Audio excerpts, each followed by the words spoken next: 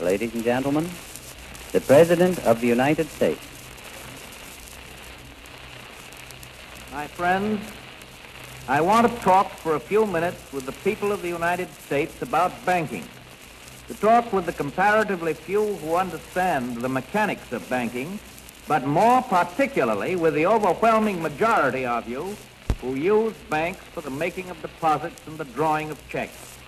I want to tell you what has been done in the last few days and why it was done and what the next steps are going to be.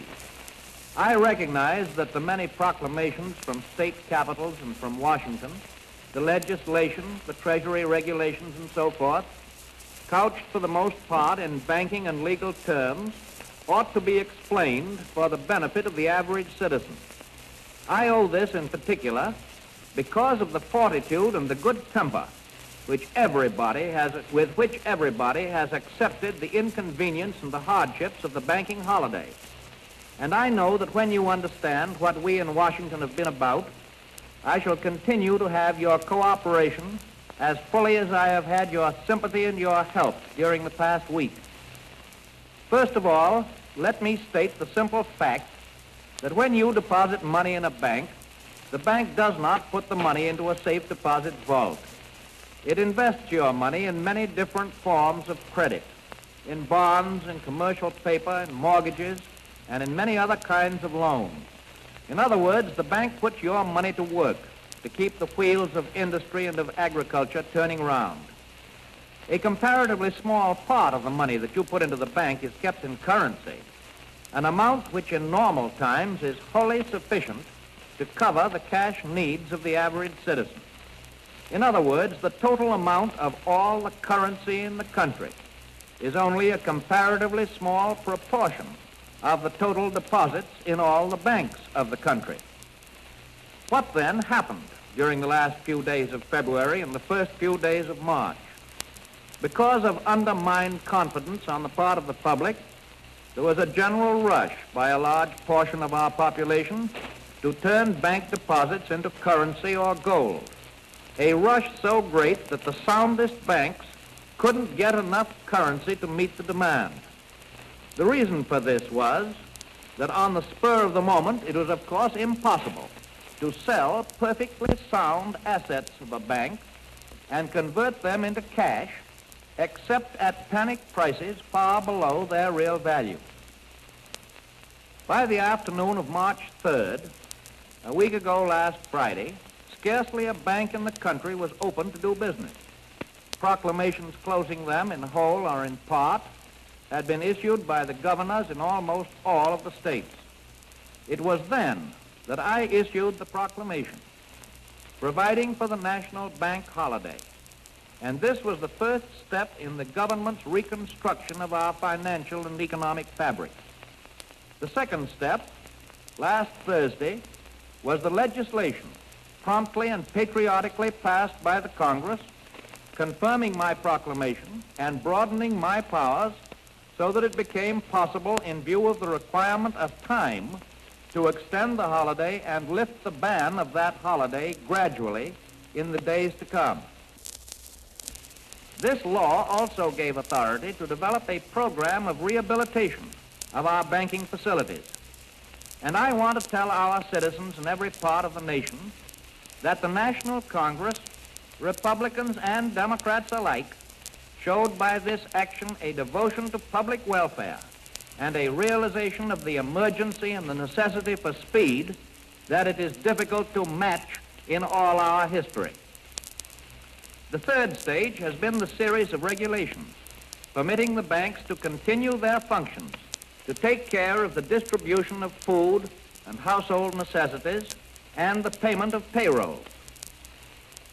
This bank holiday, while resulting in many cases in great inconvenience, is affording us the opportunity to supply the currency necessary to meet the situation. Remember that no sound bank is a dollar worse off than it was when it closed its doors last week.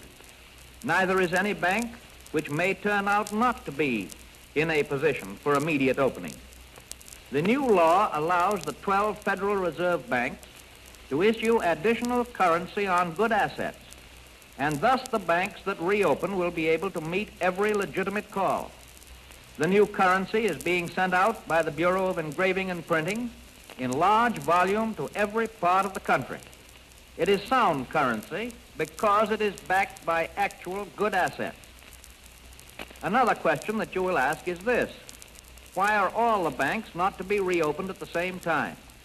The answer is simple, and I know you will understand it. Your government does not intend that the history of the past few years shall be repeated. We do not want and will not have another epidemic of bank failures. As a result, we start tomorrow, Monday, with the opening of banks in the 12 Federal Reserve bank cities. Those banks which on first examination by the Treasury have already been found to be all right. That will be followed on Tuesday by the resumption of all other functions by banks already found to be sound in cities where there are recognized clearinghouses. That means about 250 cities of the United States. In other words, we're moving as fast as the mechanics of the situation will allow us. On Wednesday and succeeding days, banks in smaller places all through the country will resume business, subject, of course, to the government's physical ability to complete its survey. It is necessary that the reopening of banks be extended over a period in order to permit the banks to make applications for the necessary loans, to obtain currency needed to meet their requirements, and to enable the government to make common sense checkups. Please let me make it clear to you that if your bank does not open the first day, you are by no means justified in believing that it will not open. A bank that opens on one of the subsequent days is in exactly the same status as the bank that opens tomorrow. I know that many people are worrying about state banks that are not members of the Federal Reserve System. There is no occasion for that worry. These banks can and will receive assistance from member banks and from the Reconstruction Finance Corporation. And of course, they are under the immediate control of the state banking authorities. These state banks are following the same course as the national banks, except that they get their licenses to resume business from the state authorities.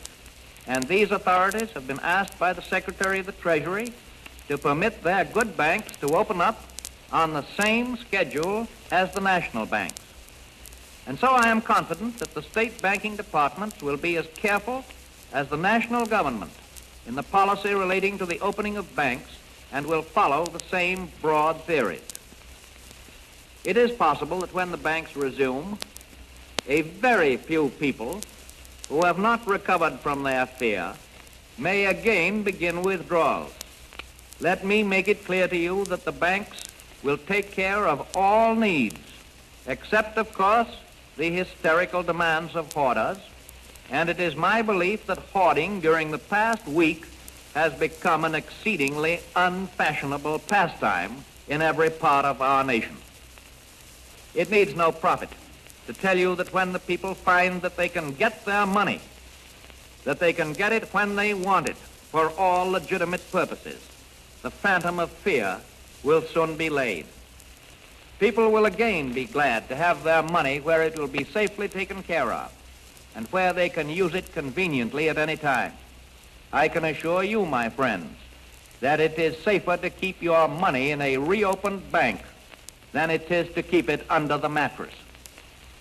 The success of our whole national program depends, of course, on the cooperation of the public, on its intelligent support, and its use of a reliable system.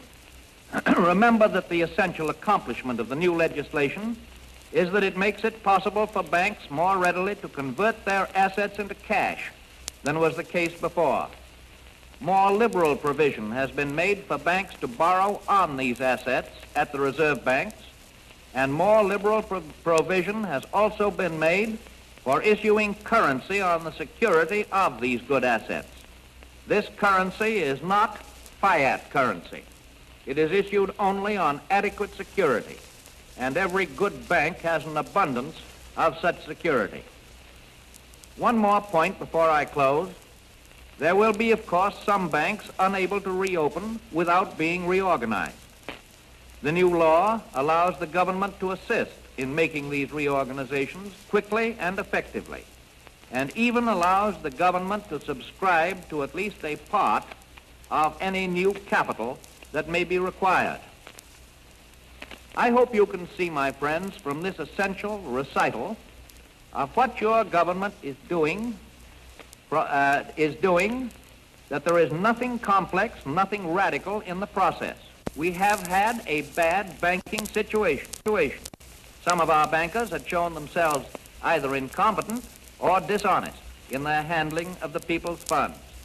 They had used the money entrusted to them in speculations and unwise loans.